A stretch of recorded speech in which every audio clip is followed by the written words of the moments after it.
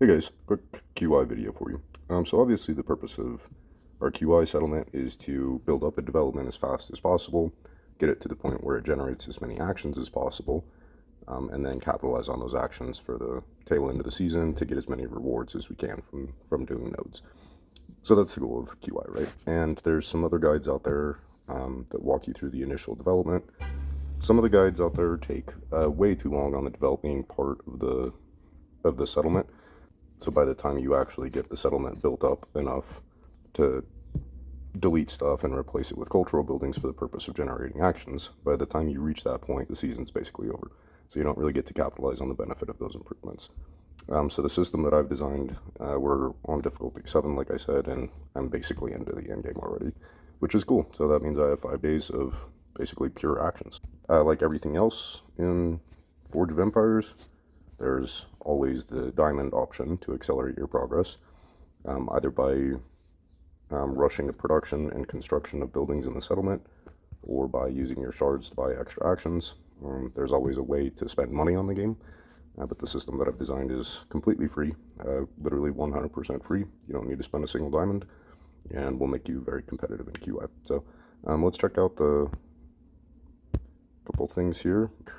I'm number 7 here with 51. But getting about 18,000 actions per hour after the adjustments that I made this morning. And I've already printed a little over 450 cannon guys. Let's go check out the settlement.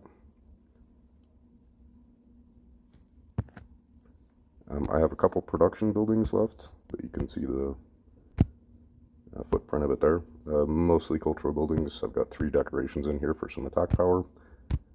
Completely done with all of my goods expansions. So I was able to buy all of my goods expansions, stopped spending shards after the 350 shards on the shard expansion side. Have a pretty healthy surplus of coins, 8.8. Quantum supplies is actually enough to pay for filling up the rest of the city on cultural buildings. 1.1 million in supplies would be enough to do that.